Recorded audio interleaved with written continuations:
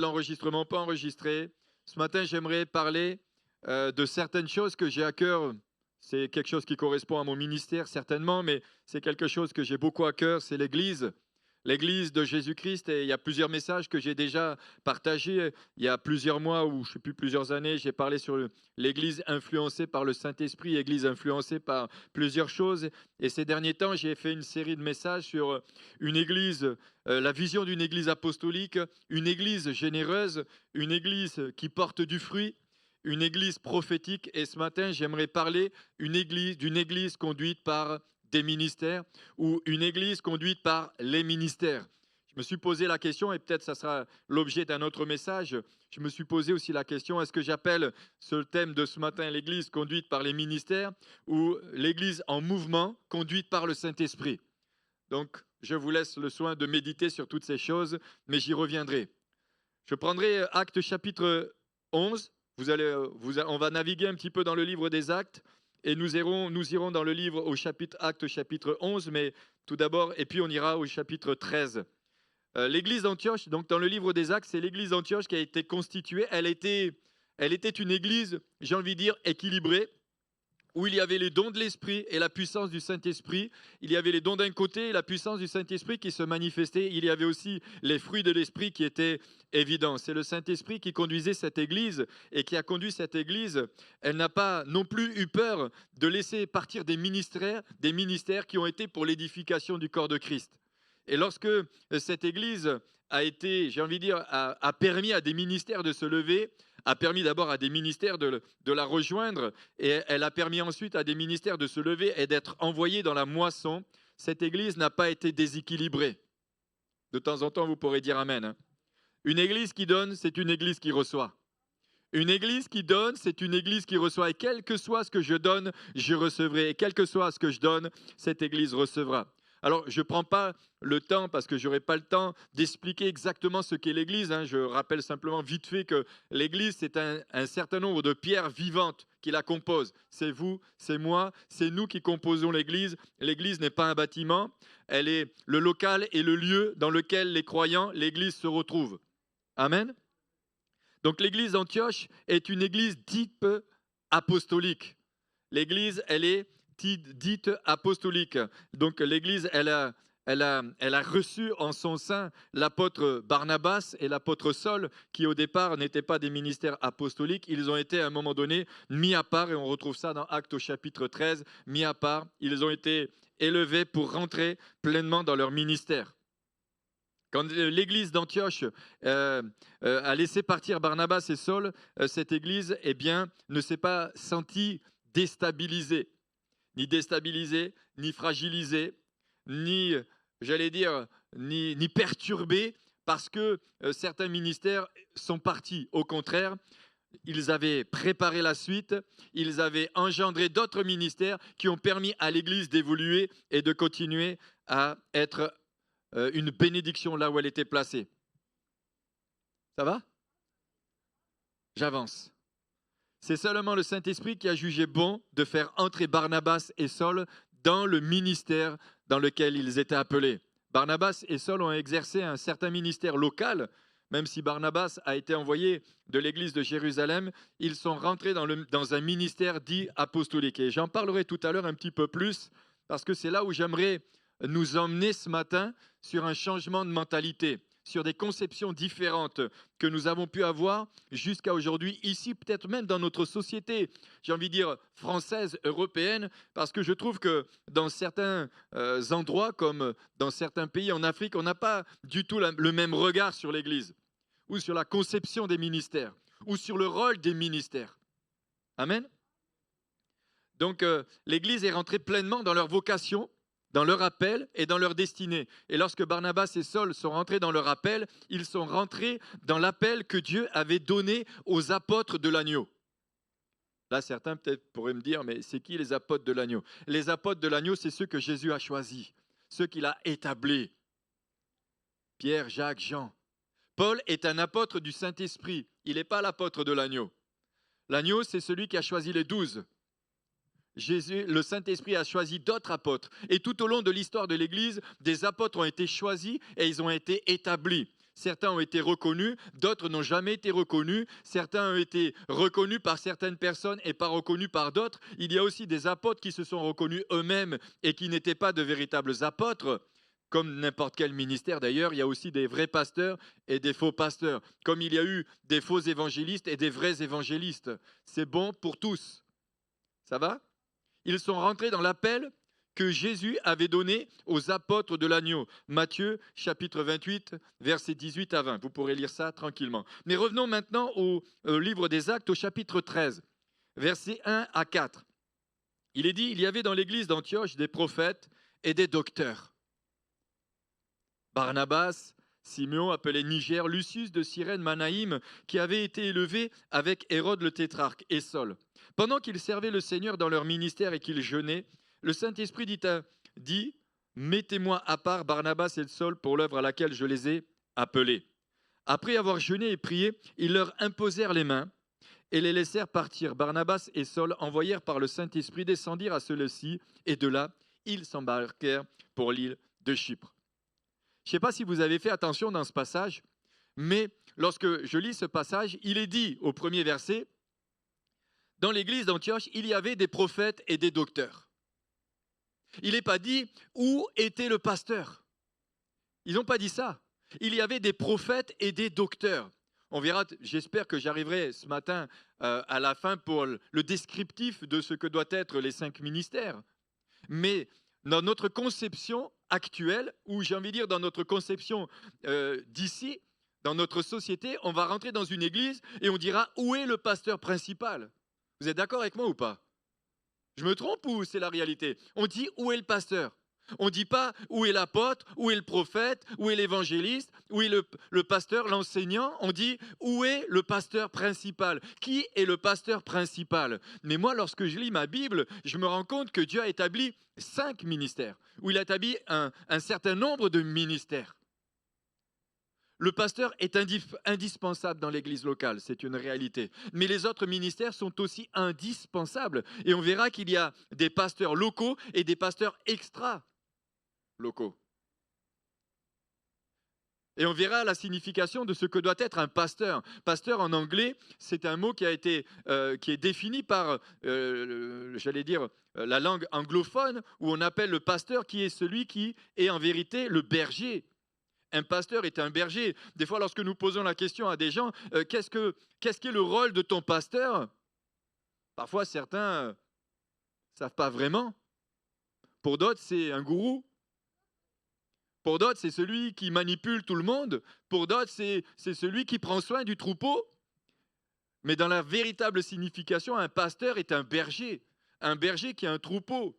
C'est pour ça que j'ai déjà rencontré des pasteurs qui n'ont pas de troupeau. Je me dis, sont-ils véritablement des bergers? Bon, j'avance parce que là, je ne veux pas vous perdre. Mais en première des choses, il est dit, il y avait dans l'église d'Antioche des prophètes, des docteurs. Et on voit que dans cette même église, 2 ministères qui étaient déjà là dans le local sont sortis pour rentrer dans un ministère apostolique, dans un ministère que Dieu leur avait donné. D'ailleurs, au moment où l'apôtre Paul, qui s'appelait Saul de Tarse, lorsqu'il a rencontré Jésus sur la route de Damas, eh bien, il a reçu son appel à ce moment-là. Et on verra, j'espère que lorsqu'il y a un appel apostolique, il y a quelque chose de divin et de surnaturel qui se produit et qui se passe. Donc la clé du changement, j'ai envie de dire, entre l'église pastorale et l'église apostolique, c'est la compréhension des 5 ministères, tout simplement. Si je réalise et si je comprends que l'Église, elle ne tourne pas uniquement autour du pasteur principal, mais elle tourne autour de ministères qui la composent, déjà j'ai compris quelque chose. Je comprends que dans l'Église, il n'y a pas uniquement un ministère, mais il y a une équipe de ministères qui fonctionnent ensemble pour le bien-être de l'Église et le corps de Christ. C'est pour ça qu'un croyant seul, il manquera quelque chose. Le croyant doit faire partie d'un corps et ce corps fait partie intégrale d'une association avec des ministères qui composent cette église et ce corps. La première étape consiste à nous, je vais le dire comme ça, comment pouvons-nous arriver aux 5 ministères? La première étape, c'est de nous débarrasser de cette vieille mentalité de la vieille outre. Alors, je n'ai pas le temps, je reviendrai peut-être un jour sur l'outre, comment le Seigneur transforme l'outre et comment il l'utilise, comment il la retourne, comment il la fait sécher, comment il la graisse, comment il permet que l'outre vieille devienne une outre neuve. On verra ça plus tard, je n'ai pas trop le temps. Quand nous entrons dans une église et nous le disons, où est ou qui est le pasteur principal? Alors, je dis quand même que ce n'est pas trop mal, ça permet d'avoir un repère. Il faut qu'il y ait un pasteur. Mais il faut qu'il y ait une équipe de ministère. Ça va? J'avance.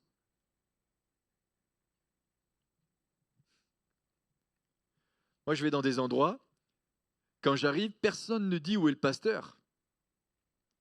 C'est où sont les ministères dans cette œuvre? Et j'arrive parfois dans des endroits où certains ministères ne sont pas reconnus, on sent qu'il manque quelque chose. On sent qu'il manque de la teneur, il manque quelque chose. Alors, juste encore en introduction, je dirais que parfois, dans certains endroits, il y a de véritables apôtres qui fonctionnent comme des véritables apôtres, mais qui ne veulent pas qu'on les appelle apôtres parce qu'il y a eu trop de dérives aussi.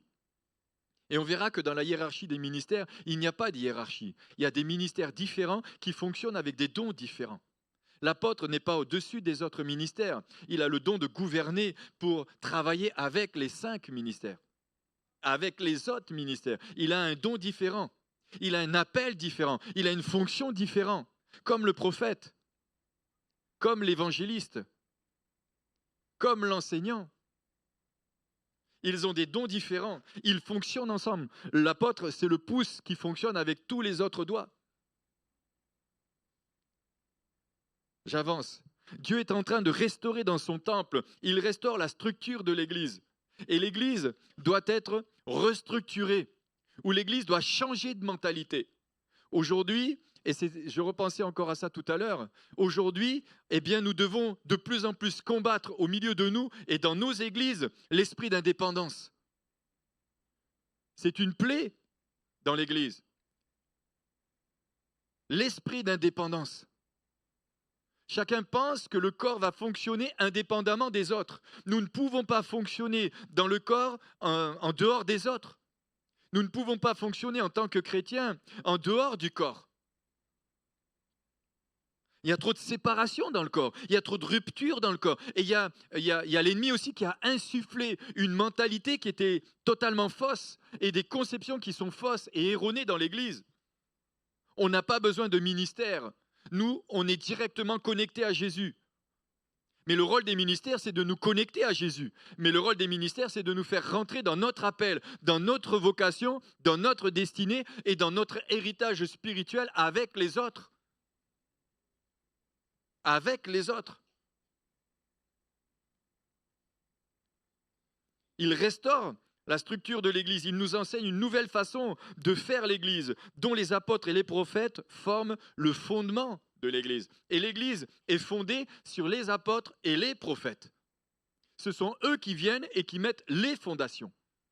Ce n'est pas le pasteur qui met les fondations. Le pasteur et l'enseignant, il enseigne, il structure, il nourrit, il prend soin du troupeau. Mais les ministères apostoliques et prophétiques viennent mettre les fondations dans l'Église. Ils viennent établir l'Église. Ils viennent structurer l'Église. Merci pour tous les amen. Éphésiens chapitre 2, verset 20, vous pouvez le relire. C'est pour ça que le ministère apostolique et prophétique est largement combattu et a été combattu tout au long de ces siècles. Pourquoi? Certains ont dit eh bien, que le ministère d'apôtre s'arrête aux 12 apôtres. Et qu'est-ce qu'on fait de l'apôtre Paul? Il est bien arrivé après. Il est bien arrivé après.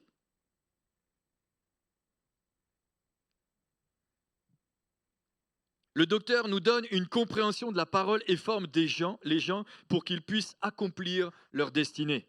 Les évangélistes amènent les âmes perdues à Jésus et les pasteurs sont à sa disposition pour guérir, réconforter et fortifier le troupeau. Des fois, entre pasteurs, des fois, et entre ministères, on parle de certaines choses et des fois, on se le dit. Il y a des évangélistes, ils sont très forts pour remplir l'église et après, ils sont très forts pour la vider. Ils la remplissent et ils la vident. Je vais même vous dire quelque chose.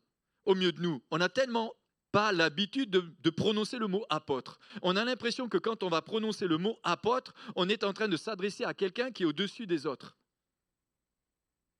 Ce qui est totalement faux. C'est juste la fonction qu'il exerce. C'est juste la fonction qu'il exerce dans le corps de Christ, dans l'église locale et dans l'église corps de Christ.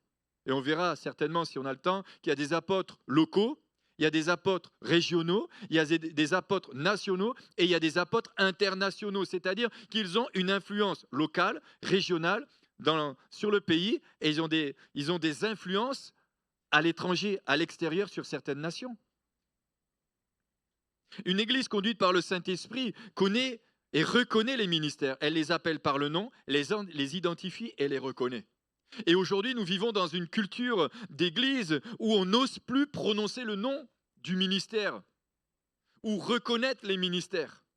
On a tellement peur de ce que vont dire les autres. Je me souviens quand j'ai été reconnu dans mon ministère. Waouh! Mais qu'on nous reconnaisse ou pas, l'essentiel, c'est que c'est Dieu qui nous reconnaisse. Est-ce que Jésus et tout le monde l'a reconnu? Pourtant, Jésus est l'apôtre par excellence. Est-ce que tous l'ont reconnu? Non. Est-ce que tous le reconnaîtront? Non. Et est-ce que c'est pour ça qu'il est un faux apôtre? Il est l'apôtre par excellence. Éphésiens chapitre 4. Juste avant, je finis ma phrase quand même, ce que j'ai noté, je veux quand même vous le faire partager. Rassurez-vous, j'ai que 18 pages. Et l'Église n'a pas peur de les nommer et de les envoyer aussi. Elle n'a pas peur de ça. Et on ne doit pas se laisser confronter par l'ennemi de nos âmes, qui lui veut insuffler une structure d'église qui n'est pas la nôtre. Constantin a été très fort à cette époque. Éphésiens chapitre 4, versets 11 à 16. Et il a donné les uns comme apôtres, les autres comme prophètes, les autres comme évangélistes, les autres comme pasteurs et docteurs, pour le perfectionnement des saints, en vue de l'œuvre de l'édification du corps de Christ, jusqu'à ce que nous soyons tous parvenus à l'unité de la foi et de la connaissance du Fils de Dieu, à l'état d'homme fait à la mesure de la stature parfaite de Christ, afin que nous soyons plus des enfants flottants et emportés à tout vent de doctrine par la tromperie des hommes, par leur ruse, dans le moyen de séduction, mais que professant la vérité dans la charité, c'est-à-dire l'amour, nous croissions à tous égards en celui qui est le chef, Christ. C'est de lui, et grâce à tous les liens de son assistance, que tout le corps bien coordonné, formant un solide assemblage, tire son accroissement selon la force qui convient à chacun de ses parties et s'édifie lui-même dans la charité. Pour que le corps puisse agir efficacement, ou pour pouvoir agir avec efficacité dans le corps de Christ, les 5 ministères doivent être reconnus, acceptés et respectés. Les 5 ministères, je dis bien les 5 ministères. Et j'insiste sur les 5 ministères. Parce que pendant des siècles, on a essayé de combattre certains ministères, dont l'apôtre et le prophète. Et oui, puisqu'ils sont les fondations de l'Église. Si on les combat, ou si on lutte contre eux, ou si on essaye de faire croire au peuple de Dieu qu'il n'existe pas, ou que ça s'est arrêté aux apôtres de l'agneau, on a déjà un manque de révélation au milieu de nous. D'ailleurs, il y a un passage qui dit, dans Osée, « Mon peuple meurt faute de connaissance ». J'avance encore. Chacun doit donc fonctionner dans l'onction et dans le talent, j'allais dire, ou dans le don qu'il a reçu. Je rappelle que les 5 ministères, ce sont des dons faits aux hommes. Ce sont des dons faits aux hommes. Ce n'est pas des hommes qui distribuent des dons. C'est Dieu qui distribue les dons et qui les donne à celui et à celle qu'il a décidé. Moi, je n'ai jamais vu un manguier me dire « Mais pourquoi Dieu m'a fait manguier ?» Jamais j'ai vu ça. Dans les derniers temps, le christianisme accepte le ministère d'évangéliste, de pasteur et d'enseignant. Ça, on l'accepte facilement. Et il y a même des mouvements qui acceptent volontiers des pasteurs, les évangélistes, les enseignants, on les accepte. Et parfois, on a mis des évangélistes à la tête de l'Église, alors qu'ils n'étaient même pas, ils sont évangélistes et on les considère comme des pasteurs. Et parfois, on voit qu'il y a des fonctionnements qui ne vont pas, parce qu'ils ne sont pas à leur place. Ils ne sont pas à l'endroit où ils devraient être. Et ils ne font pas ce qu'ils devraient faire. J'avance.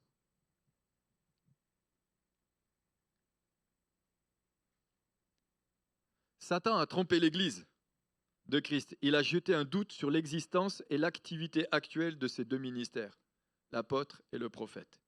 Donc les 5 ministères travaillent en concertation et en unité. Ils œuvrent d'un même cœur pour préparer la fiancée. Et c'est ça qu'il faut bien comprendre. La fiancée, c'est l'Église du Seigneur. Ils travaillent ensemble pour préparer la fiancée du Seigneur en vue des noces de l'agneau. Je rappelle que Jésus reviendra chercher son Église, une Église qui sera sans rides et sans tache. Sans rides et sans tache. Une belle Église. Une Église qui aura été façonnée selon le cœur de Dieu, façonnée selon le cœur du Père, façonnée à l'image de son Fils Jésus-Christ. Une Église belle, resplendissante, une Église qui respire l'amour de Christ. Éphésiens chapitre...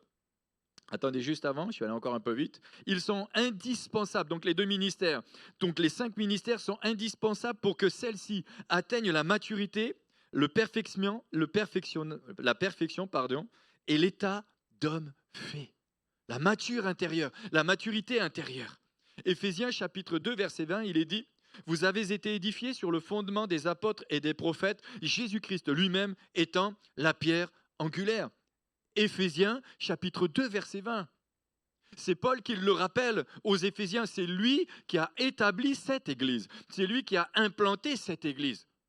C'est lui qui l'a implantée, c'est lui qui l'a établie. Les apôtres seront poursuivis sans relâche. Ils seront bien souvent défaits et d'autres fois encore, ils rencontreront une grande opposition à leur message. Ils rencontreront une grande opposition à leur message. Bien-aimés, ce n'est pas nous qui choisissons le ministère que Dieu nous a confié, mais Dieu nous donne le ministère qu'il nous a confié tout simplement. C'est lui qui décide. C'est lui qui choisit. Mais s'il nous appelle à un ministère, je vous garantis qu'il nous donnera la force de tenir et de tenir dans le temps. Il ne s'agit pas d'ouvrir une église, il s'agit de tenir dans le temps. Il ne s'agit pas de dire je suis un apôtre ou je suis un prophète ou je suis tel et tel ministère. On verra le fruit avec le temps. Et si peut-être certains refusent de voir le fruit, d'autres le verront. Parce que même parfois, lorsqu'il y a du fruit, on dit non, c'est pas vrai. Non, ça, c'est pas un manguier. Tu as des mangues dans ta main, ils sont tombés de l'arbre, mais ça, c'est pas un manguier. Mais ça, c'est pas grave. L'essentiel, c'est de faire l'œuvre à laquelle Dieu nous appelle. Après le reste, c'est plus notre affaire. C'est celle du Seigneur. Les apôtres conduisent le peuple de Dieu vers la victoire dans les combats. Alors, je suis allé le lire. Ils sont considérés comme des généraux. Ça va ? Ils sont considérés comme des généraux. Ce sont eux qui font des percées. Et lorsque nous méditons le livre des Actes et nous voyons les épîtres de Paul, nous voyons que, il était véritablement un général. Il a fait des percées dans des endroits. Mais il a reçu beaucoup d'oppression et d'opposition. Parce que beaucoup ne recevaient pas le message qu'il était en train de transmettre. J'avance encore. Les ministères dans l'Église sont indispensables pour le bon fonctionnement de l'Église. On ne peut pas fonctionner dans une Église sans ministère. Et aujourd'hui, nous arrivons dans une mentalité, j'ai envie de dire chrétienne pour certains, où les ministères n'existent pas, où chacun fait ce qu'il veut, où c'est la foire d'empoigne. Pardon pour l'expression, en plus je suis allé voir sur Internet la foire d'empoigne, bon, il y a toutes sortes de définitions de ça. Mais chacun pense comme il veut, ou chacun fait ce qu'il veut. Une église sans ministère est-elle véritablement une église? Ou est-ce que c'est simplement un groupe de chrétiens qui s'est retrouvé? C'est peut-être un club. C'est le nouveau club de chrétiens. On se retrouve et il se nomme église. Mais ce n'est pas parce qu'il y a quelques chrétiens qui se retrouvent que c'est forcément une église. Une église est structurée. Elle a un appel. Elles viennent quelque part. Ça m'est déjà arrivé de voir des gens arriver ici et puis secouer la poussière de leurs pieds. Je dis, mais qu'est-ce que tu fais? Avec autorité, je l'ai renvoyé. Je lui dis, va d'abord t'occuper de ta femme et après tu viendras me voir. J'avance encore. Écoutez bien. Donc, peut-on les considérer comme une église? Il y a beaucoup de confusion aujourd'hui sur ce que doit être une véritable église. Ce n'est pas moi qui décide d'ouvrir une église. C'est Dieu qui décide de l'ouvrir dans l'endroit qu'il a choisi, au travers des hommes et des femmes qu'il envoie. J'avance. Malheureusement, il y a toutes sortes d'enseignements qui ne sont pas scripturaires, des enseignements qui égarent et mettent beaucoup de troubles dans le cœur des personnes mal affermies, des enseignements qui tombent dans le cœur parfois déçu et rebelle. Ce que je suis en train de dire, vous pourrez faire comme les fils de Béré. Allez voir dans la Bible, allez lire dans le livre des Actes, allez lire dans les épîtres de Paul. Lisez, cherchez la pensée de Dieu. Si vous n'êtes pas d'accord, vous avez le droit. Mais vous avez le droit de vous pencher sur les Écritures avec un cœur honnête et vrai et sincère pour savoir si ce que j'enseigne est juste ou faux. J'avance. Dans 2 Pierre 3, 15, 18, il dira « Croyez que la patience de notre Seigneur est le votre salut. Comme notre bien-aimé frère, Paul vous l'a aussi écrit selon le passage qui lui a été donné. » C'est ce qu'il fait dans toutes les lettres, où il parle de choses, de ces choses dans lesquelles il y a des points difficiles à comprendre, dont les personnes ignorantes et mal affermies tordent le sens, comme celui des autres Écritures pour leur propre ruine. Vous donc, bien-aimés, qui êtes avertis, mettez-vous sur vos gardes, de peur qu'entraînés par l'égarement des impies, vous ne veniez à déchoir de votre fermeté, mais croissez dans la grâce et dans la connaissance de notre Seigneur Jésus-Christ. À lui soit la gloire, maintenant et pour l'éternité. Amen. Donc la véritable église conduite par le Saint-Esprit ou conduite par des ministères, c'est une église qui sera structurée. Et des fois, je suis un peu étonné. On voit bien qu'une entreprise qui n'est pas structurée, c'est une entreprise qui est vouée à l'échec. On veut bien que l'église, on veut bien que la société ou l'entreprise dans laquelle je travaille, elle soit hyper bien structurée, mais c'est comme si parfois, en tant que peuple de Dieu, on ne veut pas que l'église soit structurée. Il y a un véritable paradoxe.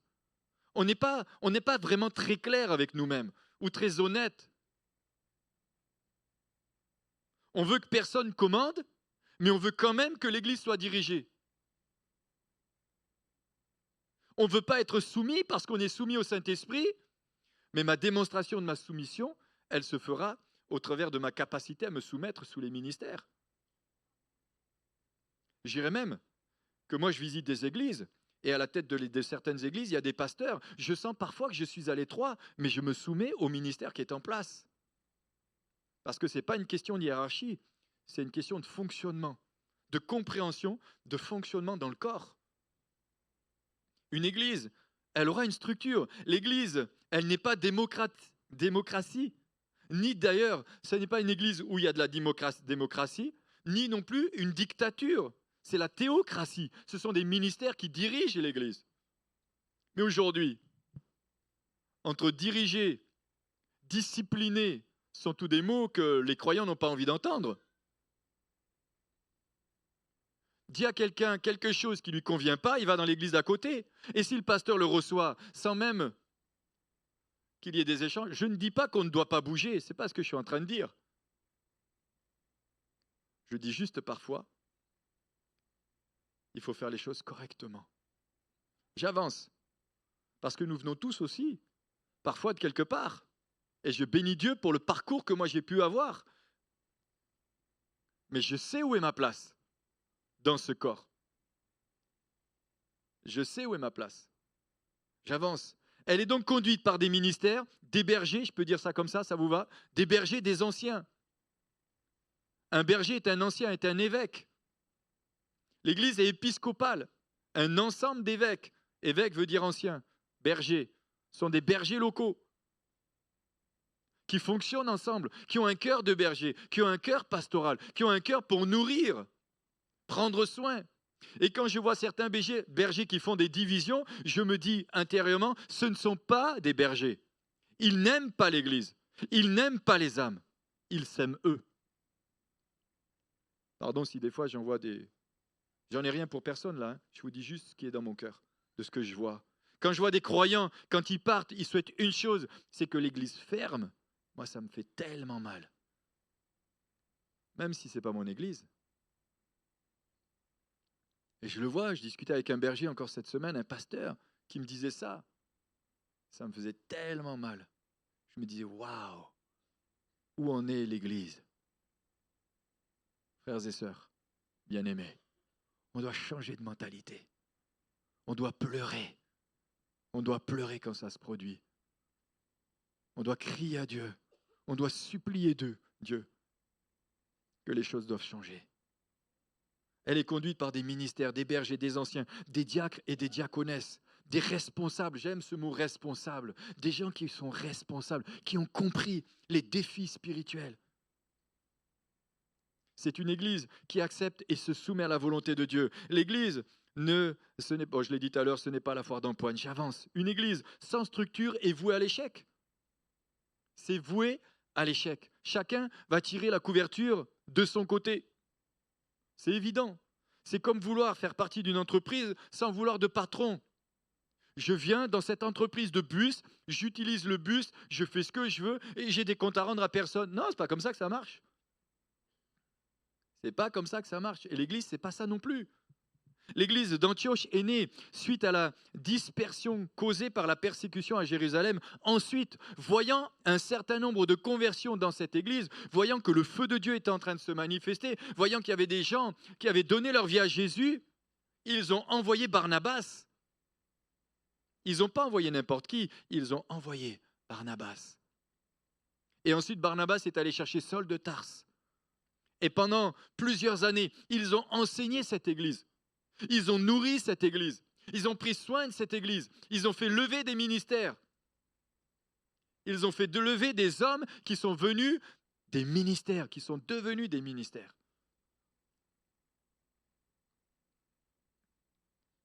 J'avance encore un peu. Actes chapitre 11, versets 19 à 27. Ceux qui avaient été dispersés par la persécution survenue à l'occasion d'Étienne allèrent jusqu'en Phénicie, dans l'île de Chypre, et à Antioche, en annonçant la parole seulement aux Juifs. Il y eut cependant parmi eux quelques hommes de Chypre et de Cyrène, qui, étant venus à Antioche, s'adressèrent aussi aux Grecs et leur annoncèrent la bonne nouvelle du Seigneur. La main du Seigneur était avec eux et un grand nombre de personnes crurent et se convertirent au Seigneur. Seigneur, j'ai tellement soif de voir ça. J'ai tellement soif de vivre ça. Des gens qui rencontrent le Seigneur, qui se donnent au Seigneur, qui vivent. La main du Seigneur était avec eux et un grand nombre de personnes. Le bruit en parvint aux oreilles des membres de l'église de Jérusalem. Et ils envoyèrent Barnabas jusqu'à Antioche. C'est drôle. Il s'est venu jusqu'aux oreilles. Il y avait un lien entre Jérusalem et Antioche. Et ce lien, c'était les ministères. Ces gens qui ont commencé à évangéliser, ils venaient de Jérusalem à cause de la persécution. Et le fait d'envoyer des ministères, ça a permis de structurer l'Église. Ça lui a permis d'être enraciné, d'être fondé sur un socle. Le fondement des apôtres. J'avance, vous pourrez lire la suite. Il y a tellement de choses à dire. Une mauvaise compréhension du rôle des ministères. Les ministères sont avant tout des serviteurs établis par Dieu. Je peux le redire? Les serviteurs de Dieu, comme son nom l'indique, ce sont des serviteurs. Ils sont au service de Dieu. Et parfois, j'ai l'impression que les serviteurs, on pense qu'ils sont au service de l'Église. Non, ils sont au service de Dieu, mais envoyés pour servir l'Église. Pour d'autres, j'ai l'impression parfois que les serviteurs sont des serpillères. Pour d'autres, c'est... je pourrais vous en dire. C'est des moins que rien. Pour certains, ils sont pasteurs parce qu'ils n'avaient rien d'autre à faire dans la vie. Ouais, tu ne sais pas quoi faire, donc tu as fait pasteur.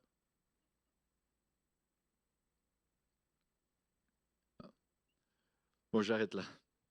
Je continue. Ils sont au service de Dieu. Ils sont appelés pour Dieu. Et puis, il y a aussi des pasteurs, ils ont cru que l'Église était à leur service. Ce n'est pas ça non plus. L'Église n'est pas à mon service, mais nous servons ensemble Christ.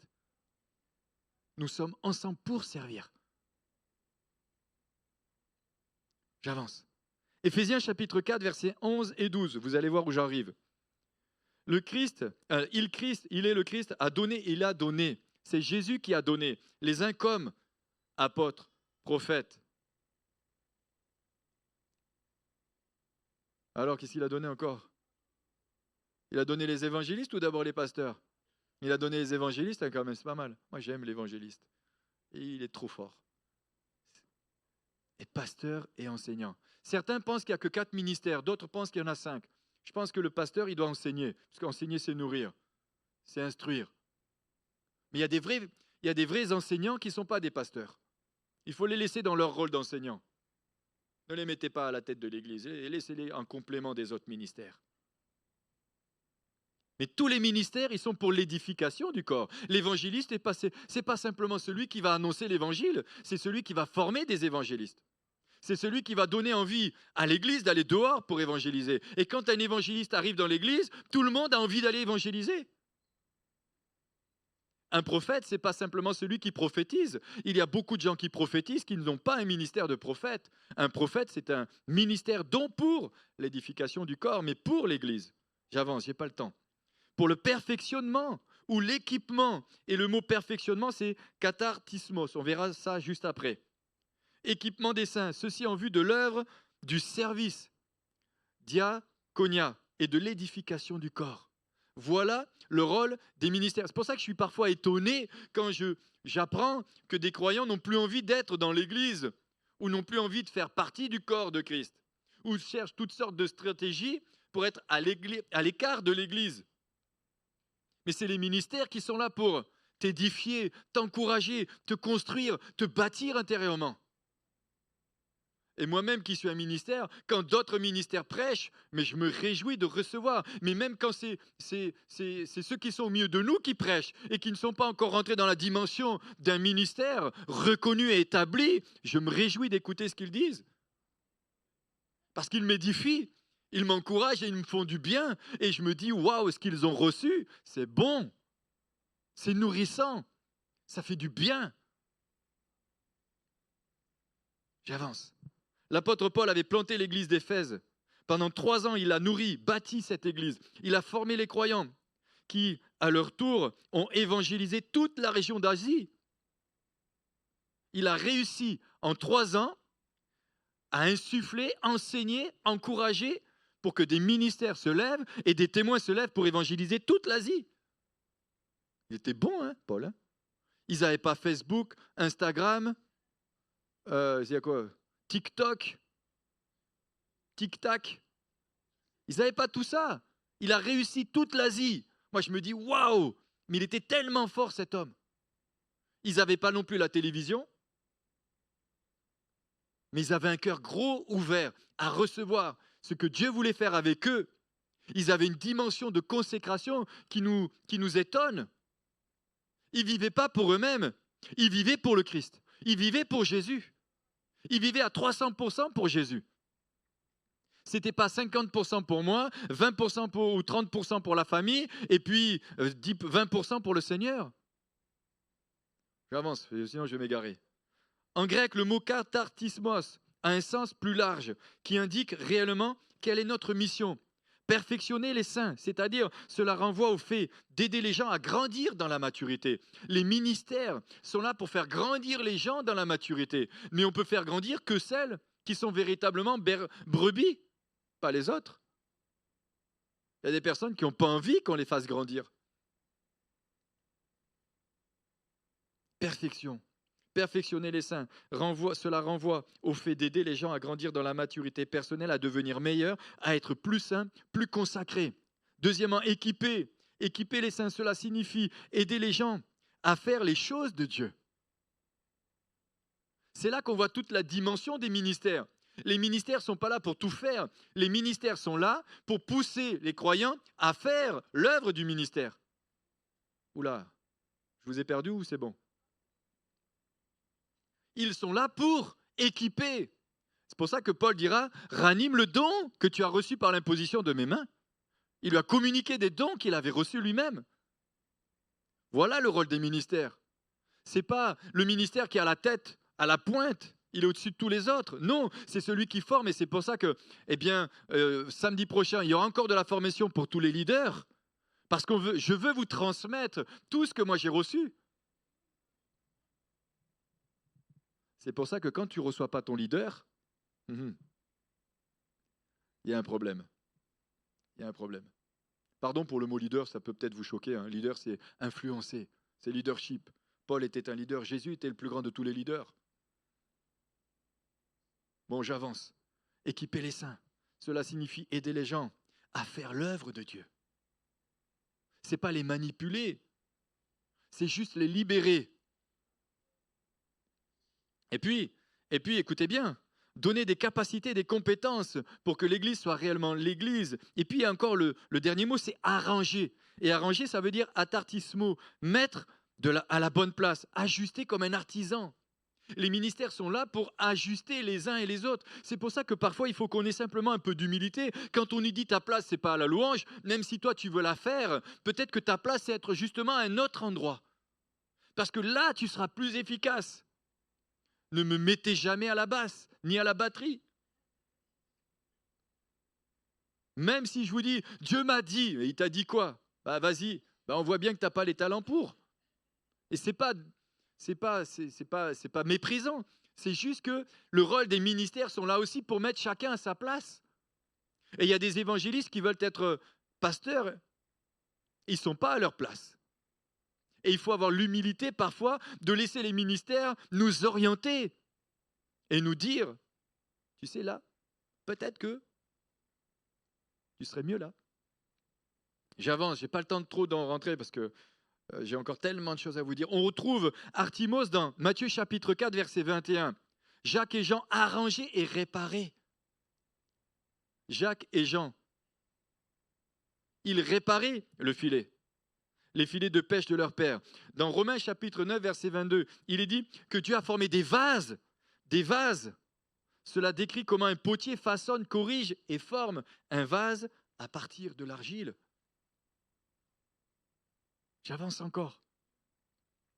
1 Corinthiens 1,10, je vous exhorte à être parfaitement unis. Et c'est le rôle des ministères d'unir. C'est pour ça que lorsqu'il y a des ministères qui sont à la tête de l'Église, qui ont été établis et qui se divisent, le corps se disloque. Et je l'ai vécu pour qu'à certains moments, c'est comme s'il y avait de l'eau dans ma main et je voyais que l'eau, c'était impossible de retenir.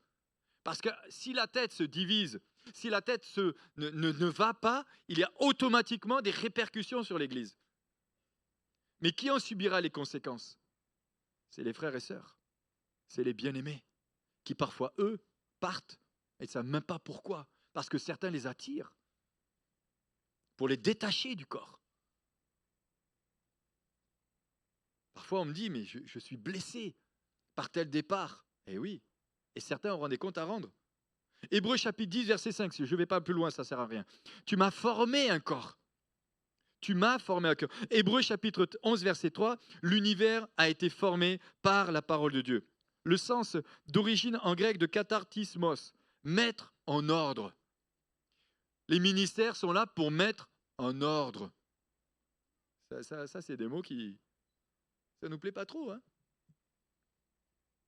Je me souviens quand je suis venu ici prendre cette église, ça n'a pas été simple.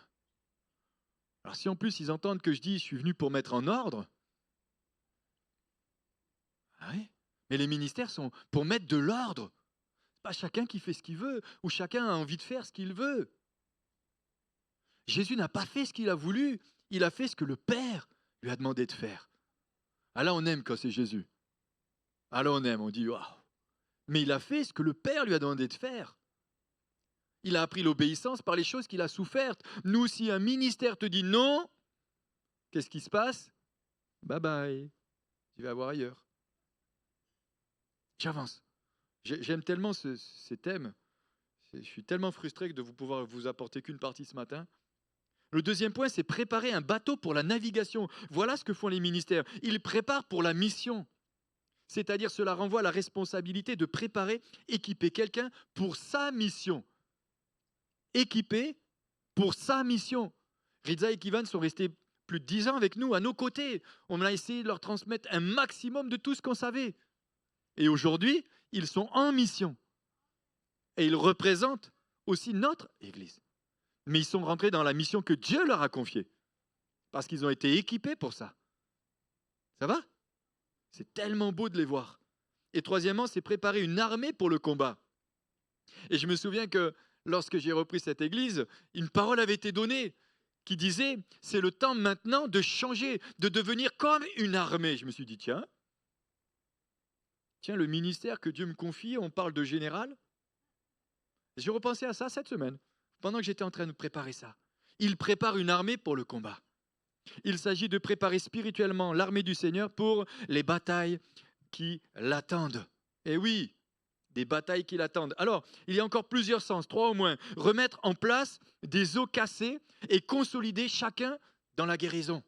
Voilà le rôle du ministère. Consolider, remettre à sa place, remettre les os en place. Je me souviens, notre Sassou qui faisait de la gym, elle s'était déboîté l'épaule. Je ne sais plus si c'était un médecin ou qui, on a entendu clac. Ça se remet et ça fait mal. Parfois, ça fait mal. Deuxième sens, il est question ici de retrouver sa place dans le corps pour bien fonctionner en harmonie avec les autres membres.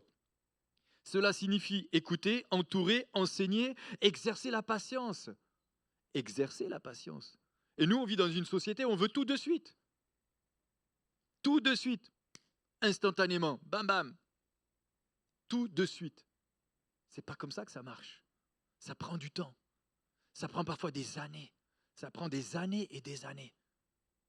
Ça prend même parfois beaucoup de temps. Ça prend du temps dans la formation, dans le renoncement, dans la consécration. Ça prend même parfois, on se dit, mais on vit telle et telle situation.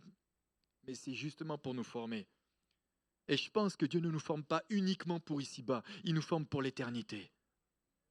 Il nous forme pour l'éternité.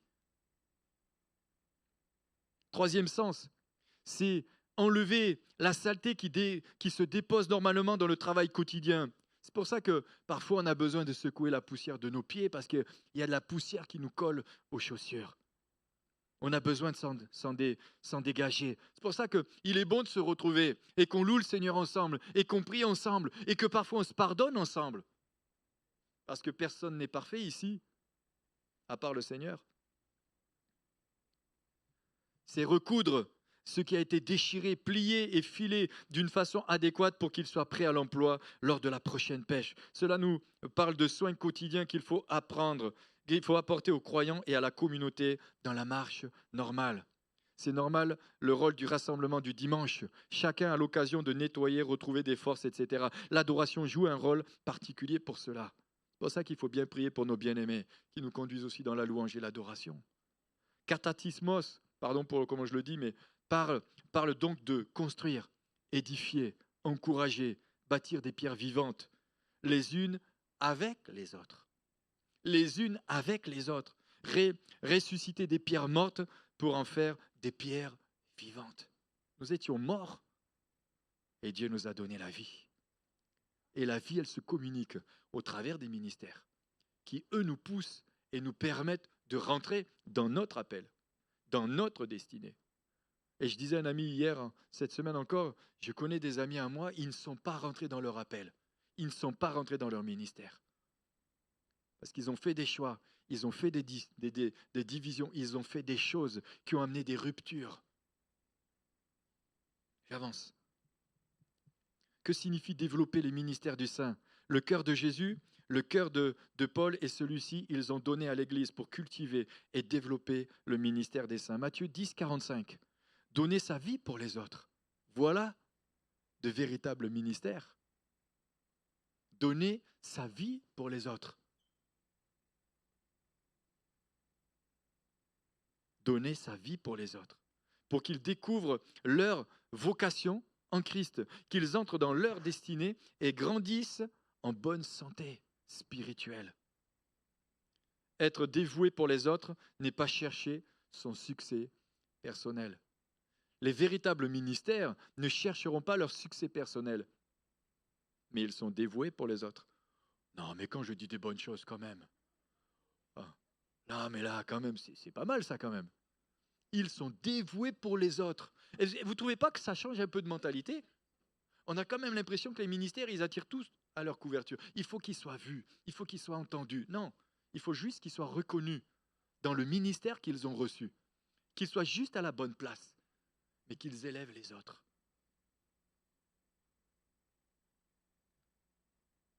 Servir l'intérêt des autres, les nourrir, les cultiver, j'aime ce mot, les cultiver. Cultiver de grandes âmes et non bâtir. Alors j'ai noté de grandes églises, mais moi j'aime les grandes églises. Si tout le monde fonctionne. Si tout le monde fonctionne. Et je connais des grandes églises où tout le monde fonctionne. J'avance, cultiver toutes les personnes. Cela exige du surnaturel en permanence.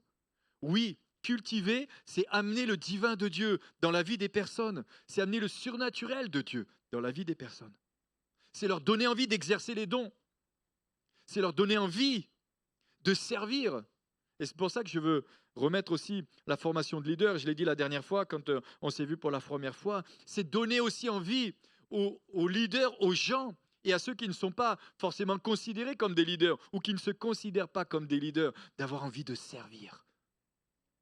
De servir. Cultiver. La vie surnaturelle, c'est seulement restaurer ce que Dieu voulait au départ. La vie surnaturelle consiste à restaurer ce que Dieu voulait au départ. Ce n'est plus une question de réussite humaine ni de réussite religieuse. Le but des dirigeants, cultiver la vie chez les autres. Ça va? Cultiver la vie chez les autres. J'ai envie de dire, c'est quoi ton appel? Est-ce que peut-être personne ne t'a jamais posé la question, c'est quoi ton appel? Parce que tu vis ta vie chrétienne comme ça? Alors que certainement tu dois te poser cette question, quel est ton appel? Est-ce que tu fuis ton appel? Parfois certains le connaissent et se trouvent toutes sortes d'excuses pour surtout ne pas y rentrer, parce qu'ils savent qu'il va falloir payer le prix. Oui, j'ai entendu le amen. Ils savent qu'il va falloir payer le prix. Il va falloir lâcher des choses. Il va falloir arrêter de te trouver de fausses excuses ou d'essayer de te convaincre dans des choses qui sont fausses. Oui, le ministère, ça coûte, et ça coûte cher parfois. Ça a un prix. C'est le prix du renoncement, de la mort à soi, du sacrifice. Comme parfois d'autres vont regarder un match de foot, et ben toi tu prépares ton message. Quand d'autres vont faire certaines choses, eh ben toi tu ne le fais pas parce que tu as d'autres choses à faire. Quand parfois tu es en train de prendre du temps un 25 décembre avec ta famille, tu es appelé pour aller prier pour faire une délivrance et que quelques mois plus tard, ces mêmes personnes ne sont même plus dans l'église, mais ça ne fait rien, tu l'as fait pour la personne. Tu l'as fait parce que Dieu t'a demandé de le faire. Peu importe le reste. J'avance. La vocation. Éphésiens 4, 11, 16 définit la tâche des leaders, nourrir les ministères, le ministère des croyants, les fonder dans l'amour, les conduire à accomplir leur vocation divine. La vocation des autres est importante. Le ministère est là pour les aider. Cultiver une assemblée qui développe le ministère. Et c'est pour ça que ce matin, je voulais vous parler de ça. Parce que je veux que notre Église, j'ai envie, je souhaite, je ne sais pas comment je peux vous le dire le plus, l'écrire sur votre front. Devenons apostoliques. Arrêtons de le dire et faisons-le.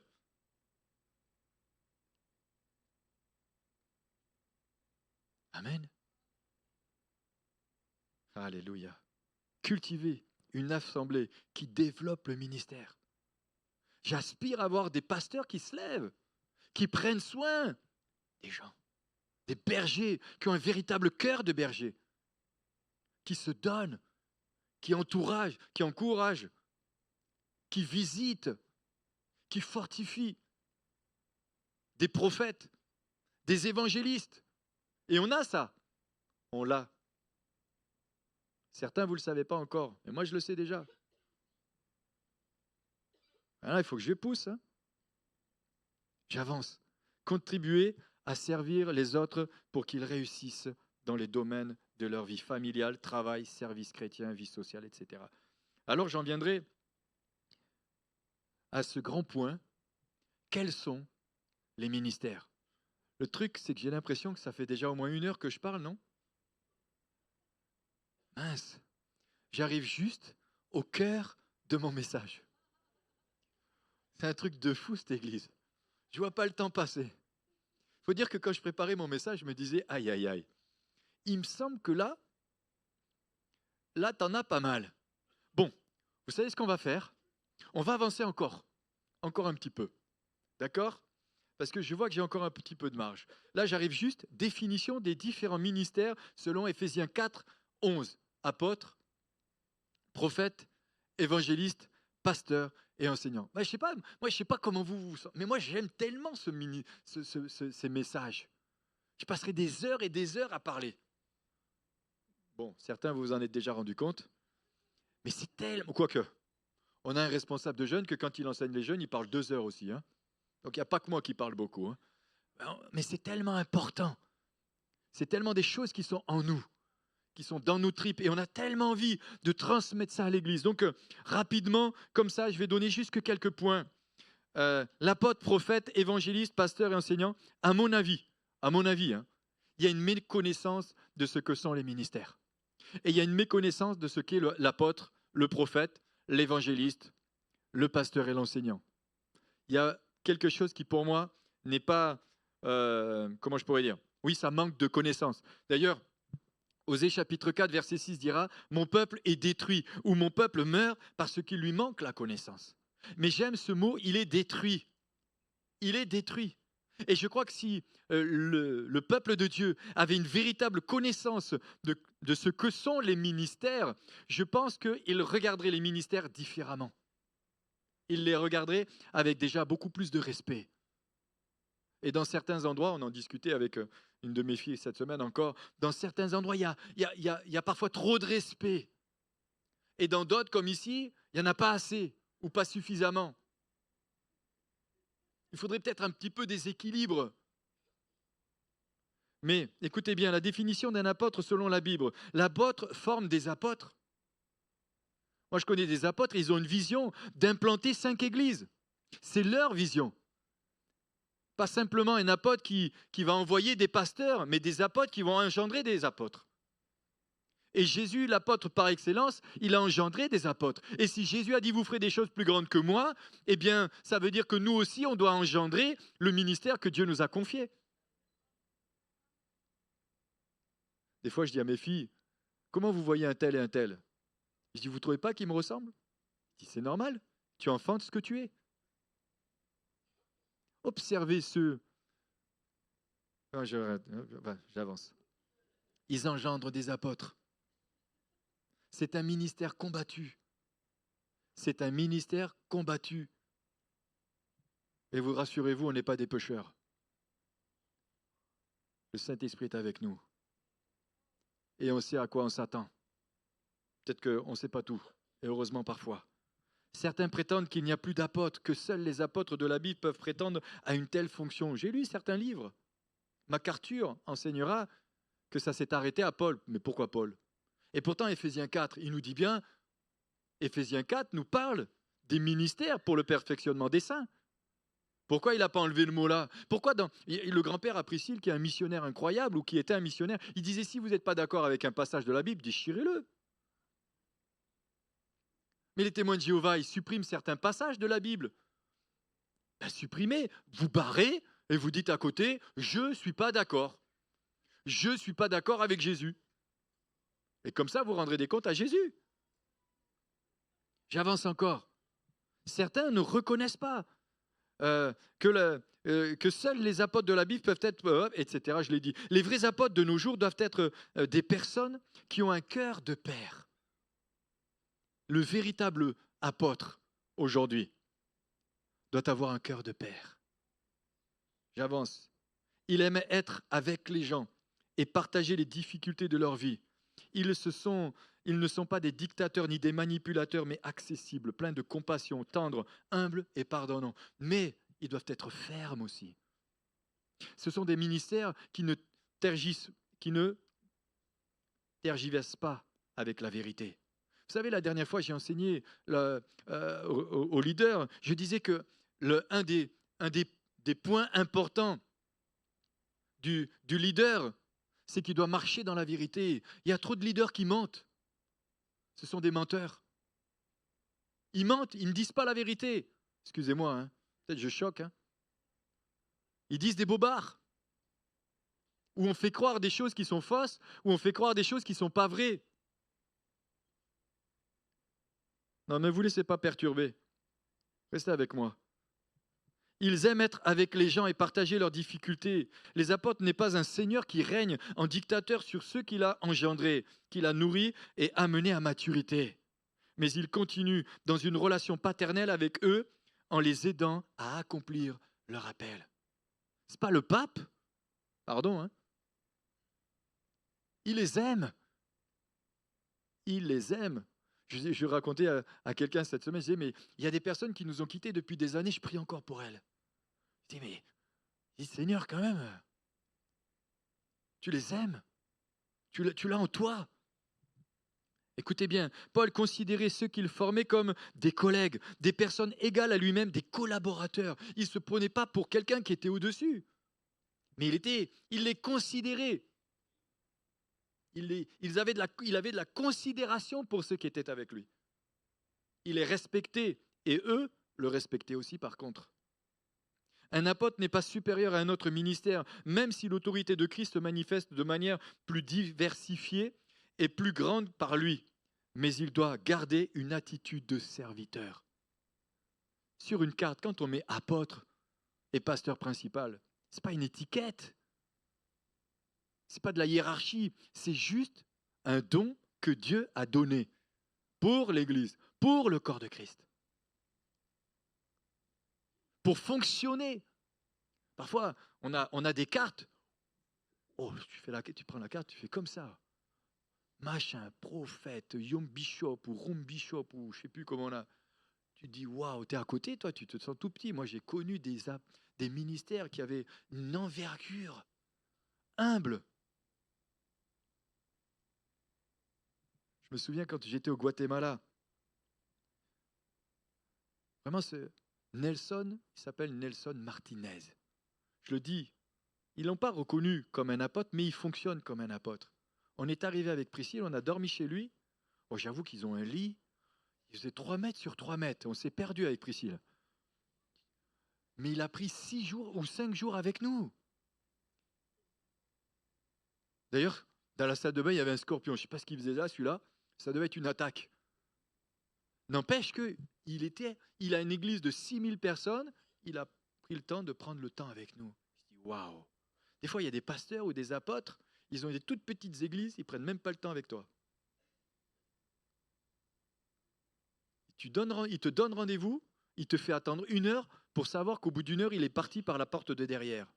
Ah, non, mais je vous dis des choses. Écoutez bien. Un apôtre n'est pas supérieur à un autre ministère, même si l'autorité de Christ se manifeste de manière plus différente, diversifiée et plus grande par lui. Mais il doit garder une attitude de serviteur. Romains chapitre 16, verset 21. Paul appelle Timothée son compagnon d'œuvre. Waouh! Paul appelle Timothée son compagnon d'œuvre. Celui qu'il a engendré, celui qu'il a établi, celui qui a poussé. Les apôtres prennent soin des églises qu'ils plantent. 2 Corinthiens 11, 28 dira, et sans parler d'autre chose, suis-je assiégé chaque jour par les soucis que me donnent toutes les églises. L'apôtre est comme le pouce de la main, capable de travailler avec tous les autres doigts de la main. C'est lui qui fait le joint avec les autres. Le lien, pardon, pas le joint, après ça, mais le lien avec tous les autres ministères. C'est un ministère différent. C'est un ministère qui est différent. C'est un don qu'il a reçu. Il a le don de gouverner. Mais il a le don aussi de supporter. L'apôtre va pouvoir fonctionner comme un évangéliste. C'est le cas de l'apôtre Paul, comme enseignant, comme pasteur, ayant l'onction prophétique, apôtre. Mais ça n'empêche pas moins qu'il a besoin des autres. J'avance. Les apôtres peuvent être répartis en 4 catégories relatives au champ et à la portée de leur ministère. Je l'ai dit tout à l'heure, je le redis vite. Il peut être des apôtres locaux, régionaux, nationaux et internationaux. C'est-à-dire qu'ils ont une influence sur plusieurs églises dans la région dans laquelle ils sont. Et ils peuvent avoir une influence sur une nation et une influence dans plusieurs pays à l'étranger. Mais c'est l'influence qu'ils exercent, c'est ce que Dieu leur a donné. C'est tout. C'est un don. Il est clair dans les Écritures qu'il y avait plus d'apôtres que les 12 à l'origine. Le mot grec traduit par prendre soin signifie sollicitude, avoir à l'esprit. Les apôtres ne fonctionnent pas avec un agenda d'employés de bureau, mais ils portent les églises ou familles d'églises dans leur cœur constamment, journellement, et ressentent leurs besoins. Ils portent. C'est pour ça, des fois, si on me dit, mais pasteur, ça va, pas trop fatigué. On porte 24 sur 24. La nuit, je rêve église, je prie église. Pour vous dire, même la nuit, quand je dors, je prêche. Combien de fois j'ai rêvé en train de prêcher? Une fois, il n'y a pas longtemps, je m'entends dans mon rêve dire, je veux être dans une ville où il y a des miracles. Et c'est moi qui fais les miracles. C'est mon rêve. On vit, c'est en nous. On ne peut pas se réjouir d'une église qui ferme. On ne peut pas se réjouir d'une église où il y a tant de luttes et tant de combats. Ce n'est pas possible. Tu ne peux pas être un homme de Dieu si tu es comme ça. Ce n'est pas possible. Tu n'es pas un serviteur. Les apôtres ne fonctionnent pas avec un... Les vrais apôtres n'abandonnent jamais les églises qu'ils ont plantées et nourries. Et ça doit nous faire réfléchir. Ils n'abandonnent jamais. Je me suis converti dans une église. Il y a plus de... ça fait plus de... Oh là, c'est bon, laissez tomber. Ça commence à faire. Mais ce n'est pas grave, je pense toujours à cette église. Je me demande ce qu'elle devient. Et puis, j'ai été baptisé dans une église où j'y pense encore. Je prie encore pour. Et je me réjouis de voir en ce moment une évolution. J'ai accompagné des anciens dans cette église. Et je bénis le Seigneur pour ce qui s'y passe. Le mot grec utilisé dans le Nouveau Testament est apostolos et signifie littéralement celui qui est envoyé. Voilà ce qu'est un apôtre. Il est un envoyé. Ça va? Mais la Bible elle nous dit, si vous recevez, ça veut dire que certains ne les reçoivent pas. Mais si vous recevez, vous aurez la récompense de ce pourquoi vous l'avez reçu. Si vous recevez un prophète en qualité de prophète, vous aurez une récompense de prophète. Si vous donnez un verre d'eau à l'un de ses plus petits, c'est comme à moi, dit Seigneur. Mais si vous recevez un apôtre en qualité d'apôtre, vous lui permettez d'exercer son ministère d'apôtre. Et je peux vous dire que parfois je visite certaines églises, je l'ai dit tout à l'heure, je me sens à l'étroit. Et parfois je suis dans d'autres endroits et je me sens, waouh, comme un bulldozer. Je sens que, là je sens qu'on peut y aller. C'est pour ça que j'aime tellement être dans certains endroits. C'est un messager, un envoyé. La racine de ce mot grec, il a l'idée de séparation, de mise à part, d'envoi. Dans le monde grec classique, il signifie celui qui est envoyé. Je vais m'arrêter aujourd'hui avec l'apôtre, ça va? Et la prochaine fois, je parlerai des autres. Donc, rassurez-vous, j'espère que vous serez là. Celui qui envoie se tient derrière l'envoyé et le soutient. L'apôtre est soutenu par Christ. Le mot grec est employé 81 fois dans le Nouveau Testament, 78 fois par apôtre, 2 fois par messager et 1 fois par celui qui est envoyé. Jean chapitre 13 verset 16, 2 Corinthiens 8 23 et Philippiens 2 25. Écoutez bien, le mot apôtre en grec a été utilisé pour se référer à un émissaire ou un ambassadeur.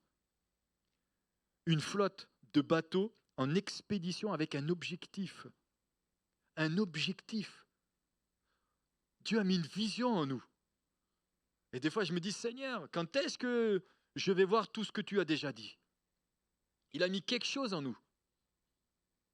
L'amiral qui commande une flotte qui a été commissionnée. La colonie fondée par l'expédition. Les apôtres sont, pour Christ, des délégués. D'accord? Fonction d'ambassadeur.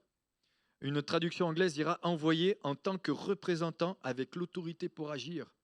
Oui, avec l'autorité pour agir. Deuxièmement, des commissaires. Toujours une autre traduction dira personnes commissionnées pour accomplir l'œuvre de Dieu sur la terre. Et troisièmement, des ambassadeurs, personnes commissionnées avec la plus haut rang diplomatique employée par une autorité souveraine. Et puis, donc, un apôtre est un individu avec un appel divin qui est préparé, mis à part, commissionné pour agir en tant que représentant de Christ. Il est aussi équipé et doté de dons pour agir en fonction de son appel. Actes chapitre 2, verset 43. La crainte s'emparait de chacun et il se faisait beaucoup de prodiges et de miracles par les apôtres. Et c'est drôle parce que ça me fait penser à une parole que Jésus dira. Et lorsqu'il est allé dans sa ville, il dira, ici, je ne peux pas faire beaucoup de miracles parce qu'il y a beaucoup d'incrédulité. Et parfois, on peut dire, oui, mais cet apôtre, il ne fait pas beaucoup de miracles ici. Oui, mais n'est-il pas confronté à certaines puissances qui veulent essayer d'empêcher la manifestation du ministère que Dieu lui a confié? C'est pour ça que je prie pour que l'Église prie et comprenne cette réalité spirituelle. Et puis, alors j'ai fait une petite liste aussi des apôtres qu'on retrouve dans la Bible. Après les apôtres de l'agneau, rassurez-vous, vous allez bientôt les manger. Barnabas, Andrinocus, Junias, Apollos, Jacques, le frère de Jésus, Silas, Timothée, Tite, Épaphrodite, Paul, Éraste, Tychique. Je pourrais vous donner les références sans aucun problème. Oh là là.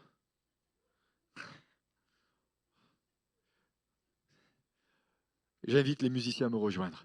Seigneur, on veut te bénir et te rendre. Est-ce qu'on peut se lever? Je finirai la prochaine fois. Seigneur, étends ta main. Seigneur, nous te bénissons, nous te rendons grâce. Nous te remercions pour ta parole qui est la vérité. C'est vrai que je ne veux pas non plus brader ce ministère, ce message. Je ne veux pas, Seigneur, donner un message au rabais. Seigneur, aussi passer vite sur des points qui me semblent aussi tellement importants. Seigneur, donne-nous la compréhension. Donne-nous la compréhension de la différence qu'il y a entre l'Église pastorale et l'Église apostolique. Seigneur, donne-nous la compréhension de quels sont les rôles des ministères. Seigneur, donne à ton Église de rentrer dans une dimension plus grande. Seigneur, donne à ton Église d'avoir cette compréhension de ce que doit être un apôtre, un prophète, un évangéliste, un pasteur, un enseignant. Je te prie dans le nom de Jésus que tu puisses nous faire la grâce de te voir au milieu de nous. Seigneur, donne-nous d'avoir cette véritable compréhension que les ministères ne sont pas là pour bloquer, pour empêcher les gens. Seigneur, pour les soumettre à des règles, mais simplement que les ministères sont là pour emmener ton Église dans son appel, dans sa vocation, dans sa destinée. Que les ministères sont là pour l'édification du corps. Que les ministères sont là comme étant, partie prenante